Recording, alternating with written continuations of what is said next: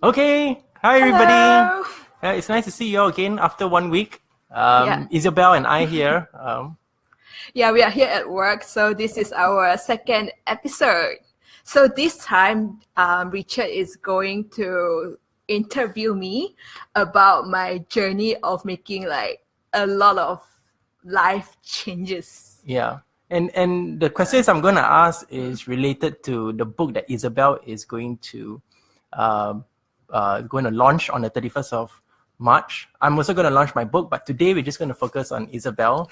I've read her book, and there are quite a few things in there that interest me, and I really do want to know more about it. So I'm going to shoot some questions. Is that okay, Isabelle? Sure.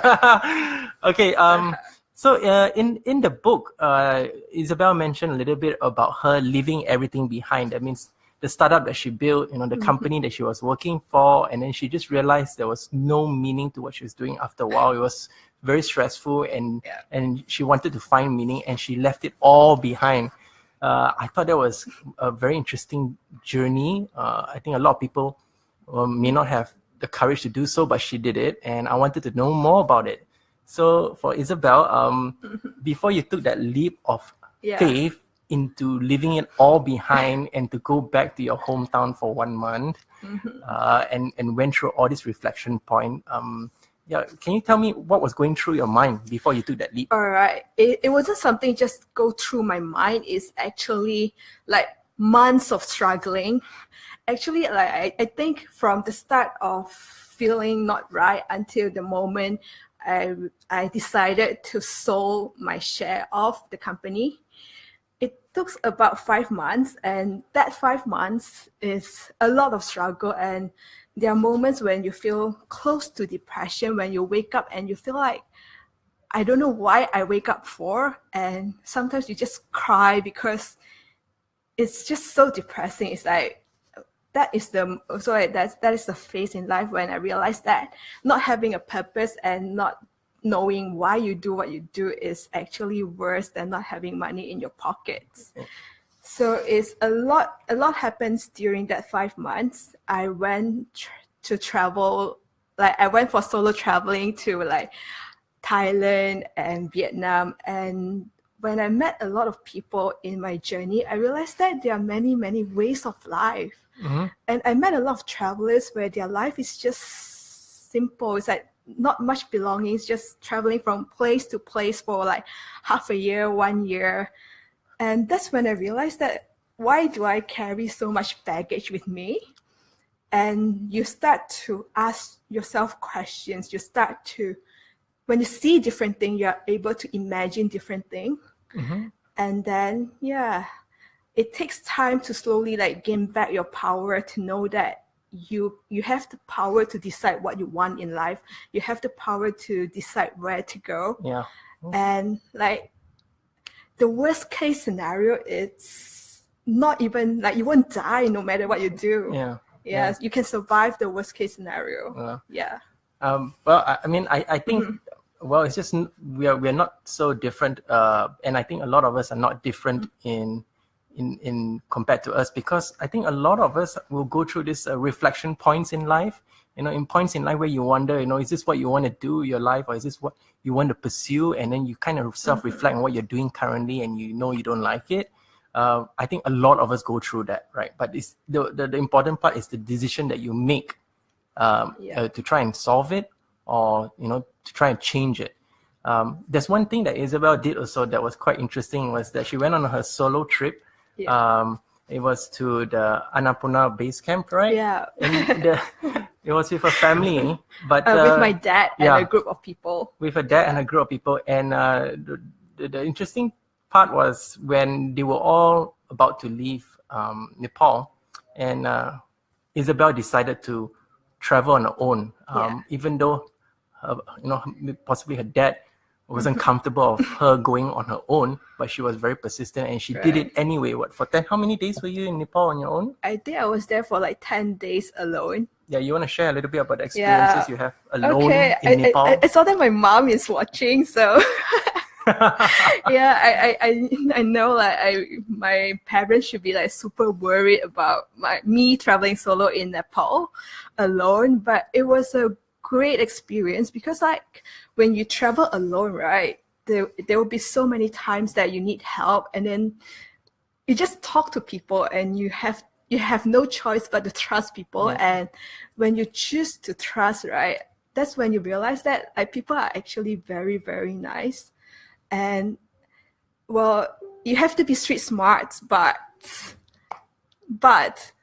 it's like you'll be all right. Because like the people in Nepal are super, super nice. And I think because of their religion as well, like they are mostly Buddhist.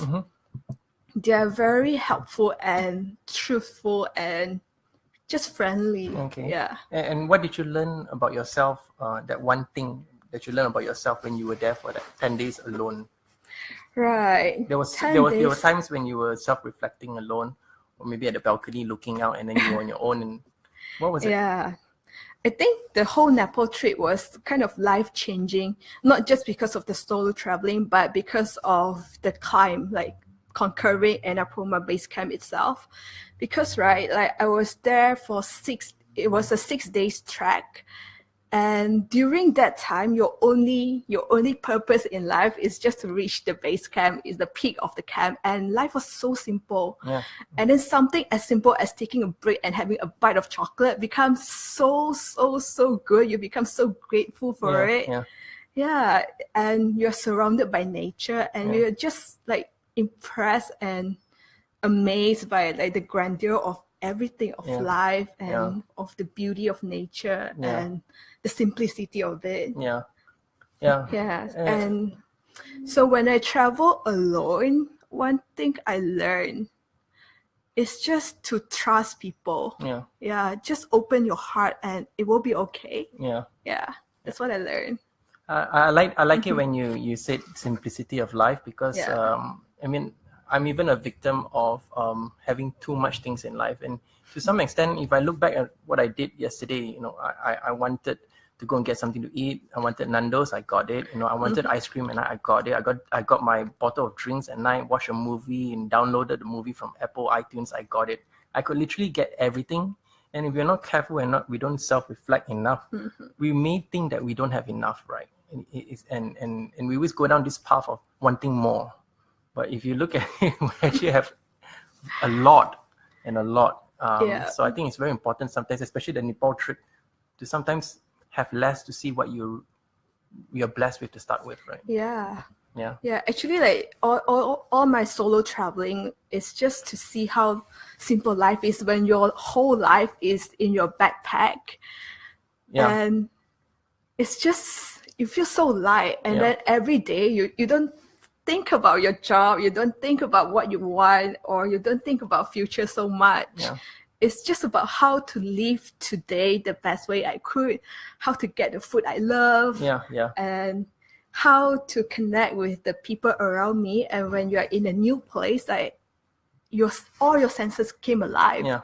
That's why I feel like traveling is super, super important in life, especially when you feel like your life started to stall, like it becomes routine and like you lost passion. And I think going on an adventure is great, like to create story for yourself.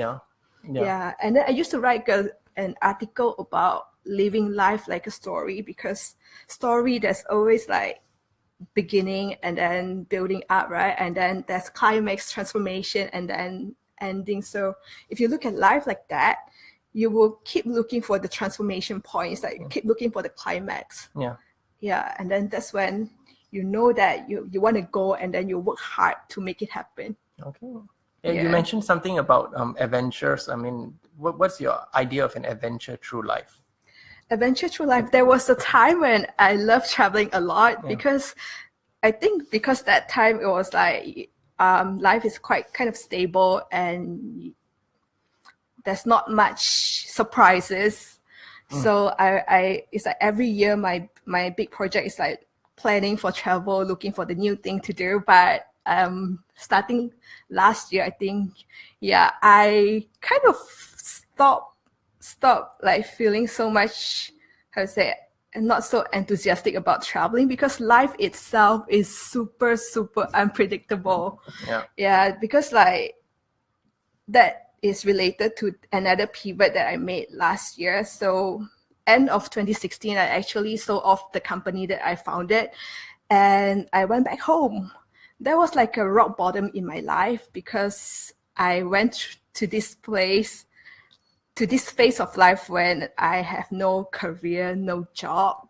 I don't even know what to do next. And it was refreshing. It was the lowest moment in my life, but it was also the moment that defined who I am as a person. Because when you have nothing, right? When you really have nothing, you start questioning yourself. You start looking around to define your life. So what I realized in that place is that I don't have a career, and that's it. I have so much more. I have my family around me. I have my boyfriend sticking with me, and I have all the freedom to learn whatever I want, do whatever I want. And from the hindsight, that was really beautiful because after that, it's like I started a new company. So I did content writing and then started to look for clients, started to explore more. And yeah, ever since that, life was very adventurous, I would say. It's like, because I really don't know what's going to happen next. And like publishing this book was new as well. It's like at the beginning of last year, I never know this would happen. And now here we are talking about that. When it comes to publishing book, Isabelle and I mean, it's our first time publishing a book, and I thought it was pretty easy. I'm not sure about you, but it's crazy. It's like, even until yesterday, I just learned that there are 4 levels of editing. And the 4 levels of editing is, the first one is you edit yourself.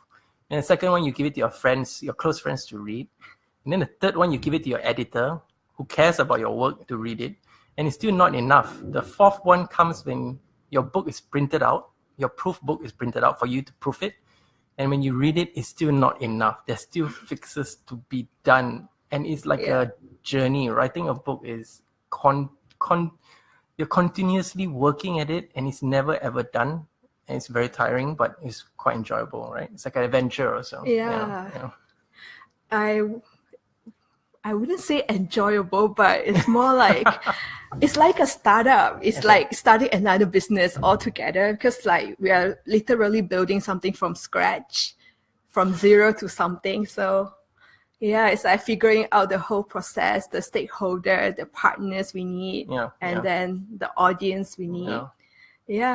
No, by the way, we are going on tour starting next month. If you guys know of any place that you want us to be to talk about this kind of things, or share our experiences, or create a forum around topics like this, do let us know. Right. Do we have time for one more question? Or? Yeah, sure. Okay. Shoot it. Okay. In Isabelle's book, that she talked about relationship, and there was one relationship that she had where her partner wasn't around a lot because her partner was an entrepreneur. He was very busy, and then usually when you're starting up a company, you don't really have time for most of the things besides running the company or starting up the company. So Isabelle was, was somewhat on her own in the relationship, and she decided to be on her own and to go along with it. I mean, it sounds like a very independent kind of thinking that you decided to do this. Yeah. Why? And it took me some time to realize that it's not a healthy relationship. A relationship shouldn't be like that. Because what happened was that it was the first time I dated an entrepreneur, and I thought he was like the smartest person I've ever met. And yeah, he is very smart, and he's like doing a lot of heavy lifting, starting company, raising fund, investing and all that. But the thing is, like, to him, right, like, his life is very imbalanced in the way that like work is so much more heavier than everything else in life. And I call it a sapiosexual relationship. There's actually a word, sapiosexual, because like it's about a relationship based on intellectual relationship. So it's like the intellectual part. I love his brain. So I question myself a lot. And from the hindsight, I know that I the idea of him, I love the idea of him instead of him himself. Yeah, it's because I sort of find that his intelligence sort of like validify my own interest, as in like I'm quite nerdy as well. Okay. Yeah, so I like that part. It's like when we talk about all those like tech and all those geeky stuff. Yeah, it's fun. And it was refreshing because I never met any guys like that before. Yeah, but it wasn't healthy at all because like even though we stayed just 10 minutes drive apart, there was a time like we just met once a month and it wasn't right at all. Yeah, so anyway, it's a good lesson in life because like it gives you a contrast, a lessons to know that what's not right in order for you to move on and look for what's right. Does it also apply for like, business partners? Is it the same thing? I don't think so. It's sapiosexual. Sapiosexual. Yeah, I find that like in business, right, you look for someone who has a different skill set. A totally, opposite of you, like whatever you're not. That's very important. If 2% are alike, a lot of conflicts can happen. Yes, I agree. Totally agree. Which is why like now when I met my current boyfriend, it was so refreshing, and it's like I learned a lot from that as well. And I wrote an article called "Instead of Love, Hold Space in a Relationship." Holding space is important. Holding space is like you accept someone for whoever he or she is, and when he or she is hurting, when they are in a very bad place in their life, you don't judge them, you don't correct them, you just stay with them and walk with them on that journey. I think that's very, very important. Yeah. Okay, so you got anything else you want to say? Any last words? Anything? No, it's like we touched on a few subjects like the pivot in life, traveling, relationships. So okay, it's like these are all the topics that I wrote in my book. So and there's a lot more in the book. I had the privilege of going through her book before anyone else. I mean, like to edit it and stuff like that. It was fun. And there's a lot more. You should check out Isabelle's book. Really, really good. And we are going to have a forum next week. Yeah. So if you guys are free next Thursday, 22nd of March, we are going to have a forum or a talk in collaboration with Haagen-Dazs. It's going to happen at WORQ at 7:30 at night, right? Yeah. So we are going to talk about passion, talk about extraordinary, talk about new things, which is also the brand identity of Haagen-Dazs. Yeah. Unfortunately, there's going to be 30 seats, and it's already been open for a while. I hope there's still available seats, and everyone who attends that talk will have free Haagen-Dazs ice cream to eat. And I requested kind of like a macadamian ice cream. So if you guys are interested, you can check out WORQ's Facebook page and search for something like Haagen-Dazs. I think you'll be able to find the link there. It's going to be here.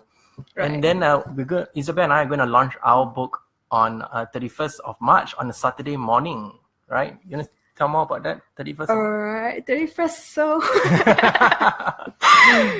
31st of March. That's a big day for us. And we are going to launch our book here at WORQ WORQ.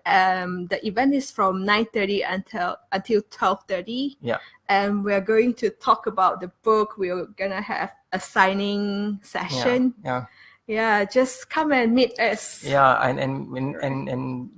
Just spend the morning with us. We'll be glad to meet you. We're currently 2 weeks into the launch. Isabelle and I are still a little bit stressed out because we are in the printing mode. We're going to the printers. We haven't done it before, printing a book, and we're trying to make it as good as possible to share with you guys.